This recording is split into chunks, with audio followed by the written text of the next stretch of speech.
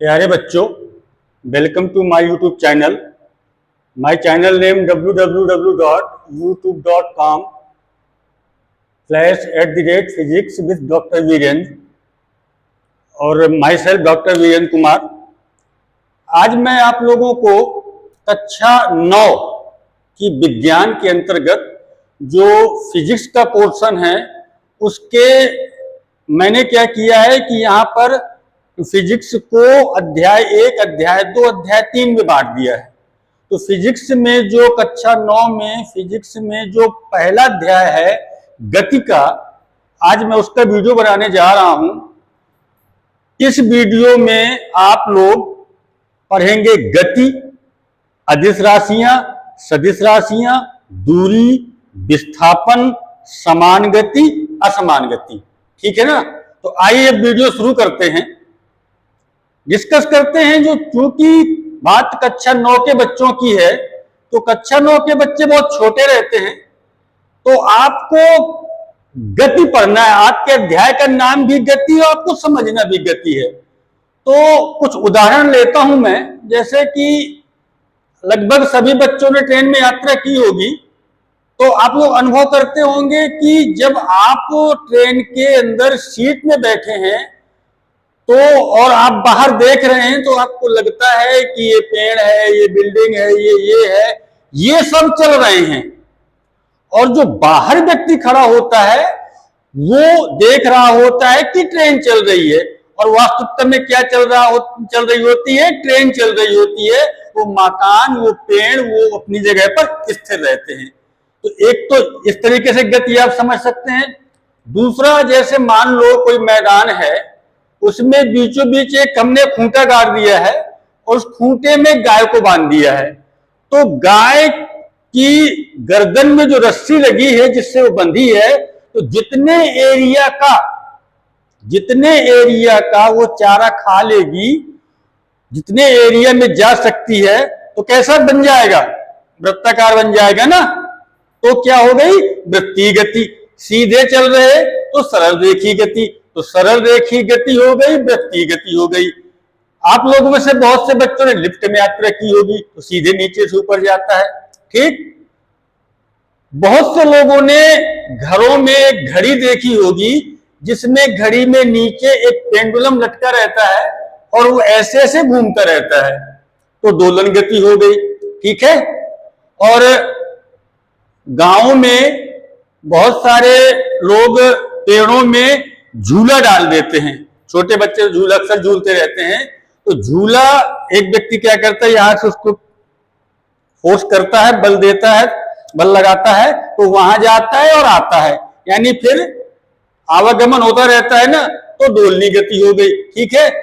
आप अपने घर का चिमटा उठाइए और चिमटा को नीचे से पकड़ के ऊपर ऐसे करिए तो वो वाइब्रेशन होगा ना, तो काल्पनिक गति। तो मतलब कहने का मेरे कि ढेर प्रकार की गतियां होती हैं। यहां पर आपको केवल साधारण सरल रेखीय गति पढ़ना है। और स्टार्टिंग है तो गति जो हम यहां से मान लीजिए बस में बैठ के जा रहे हैं तो बस गति कर रही है। ठीक है। तो ये बात हो गई गति की। गति के बाद इसमें लिखा है मैंने अदिश राशियां, और मैंने पुराने वीडियो भी बना रखे थे कक्षा 9 के बच्चों के लिए। मैंने कहा था कि बेसिक साइंस है, कोर्स शुरू करने से पहले ये साइंस आप लोग सीख लीजिए। उसमें मैंने मूल राशियां, मूल मात्रक, व्युत्पन्न राशि, व्युत्पन्न मात्रक, उनके उदाहरण और ढेर सारी चीजें, मापतोल की पद्धतियां, एमकेएस पद्धति, सीजीएस पद्धति, एफपीएस पद्धति आदि समझाया था। अब अदिश राशियां और सदिश राशियां। अदिश तो दिशा, जैसे मान लो कि कोई व्यक्ति बाहरी जो आपके गांव या आपके शहर के बारे में कुछ नहीं जानता और वो नया आया है। जैसे मान लो ये जिस प्लेस में मैं वीडियो बना रहा हूं बांदा है, तो बांदा में मान लीजिए कोई व्यक्ति नया आया है और उसको मेडिकल कॉलेज जाना है, तो केवल यह बता दिया जाए कि यहां से मेडिकल कॉलेज 5 किलोमीटर दूरी पर है, तो व्यक्ति नहीं जा सकता। तब तक नहीं जा पाएगा जब तक कि उसको दिशा नहीं बताई जाएगी। तो दिशा के बिना दिशा के बिना, तो क्या हो गया? अदिश। और दिशा के सहित तो सदिश। अर्थात वे राशियां जिन्हें व्यक्त करने के लिए केवल परिमाण की आवश्यकता होती है। मैंने कहा कि यहां से मेडिकल कॉलेज 6 किलोमीटर दूर है, केवल परिमाण की आवश्यकता होती है। वे राशियां जिन्हें व्यक्त करने के लिए केवल परिमाण की आवश्यकता होती है, दिशा की नहीं, अदिश राशियां कहलाती हैं। ठीक है ना? वे राशियां जिन्हें व्यक्त करने के लिए केवल परिमाण की आवश्यकता होती है, दिशा की नहीं, अदिश राशियां कहलाती हैं। जैसे द्रव्यमान, दूरी, समय, चाल, आयतन, दाब, कार्य, ऊर्जा आदि। अब सदिश में वे राशियां जिन्हें व्यक्त करने के लिए परिमाण के साथ साथ दिशा की भी आवश्यकता होती है। वे राशियां जिन्हें व्यक्त करने के लिए परिमाण के साथ साथ दिशा की भी आवश्यकता होती है, सदिश राशियां कहलाती हैं। ठीक है ना? तो मैंने आप लोगों को समझा दिया। और आप लोग क्या करिए कि सभी बच्चे जो वीडियो पढ़ रहे हैं, वीडियो देख रहे हैं, वीडियो के द्वारा पढ़ रहे हैं, किताबें सभी लोग खरीद लीजिए।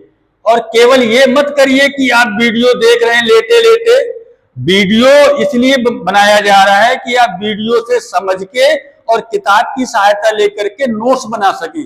जब तक आप लोग नोट्स नहीं बनाएंगे तब तक आपको पूरी तरीके से समझ में नहीं आएगा।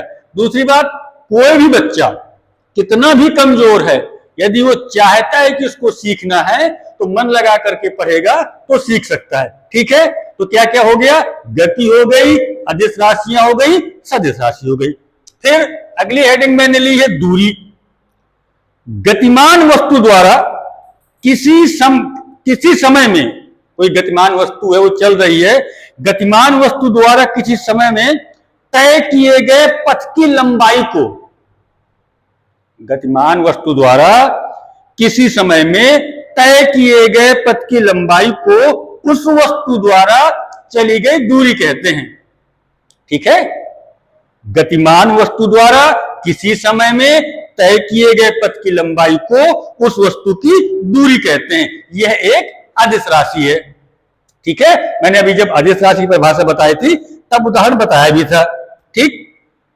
ये हो गई दूरी। फिर आया विस्थापन। विस्थापन, अब देखो दूरी में क्या होगा? गतिमान वस्तु द्वारा तय की गई दूरी को, तय की गई पथ की लंबाई को दूरी कहते हैं। किसी वस्तु की अंतिम तथा प्रारंभिक स्थितियों के बीच की न्यूनतम दूरी, किसी वस्तु द्वारा अंतिम तथा प्रारंभिक वस्तु के किसी वस्तु की अंतिम तथा प्रारंभिक स्थितियों के बीच की न्यूनतम दूरी को, अंतिम प्रारंभिक, प्रारंभिक अंतिम के बीच की न्यूनतम दूरी यानी डिफरेंस, यहां से यहां तक गई तो बीच की न्यूनतम दूरी को हम कहते हैं विस्थापन। ठीक है? अभी जब मैं आगे की वीडियो बनाऊंगा तो और सारा बताऊंगा। प्रारंभिक तथा अंतिम, अंतिम तथा प्रारंभिक। ठीक है ना? किसी वस्तु की अंतिम तथा प्रारंभिक स्थितियों के बीच की न्यूनतम दूरी को विस्थापन कहते हैं। बात ठीक है ना? तो दूरी हो गई और विस्थापन हो गया। इसके बाद आती है समान गति। समान गति और असमान गति। यदि वस्तु बराबर समयांतराल में, कोई वस्तु बराबर समयांतरालों में बराबर दूरियां तय कर रही है, जब कोई वस्तु बराबर समयांतराल में बराबर दूरी तय कर रही है तो उसकी गति अर्थात चाल क्या कहलाती है? समान गति कहलाती है। ठीक है?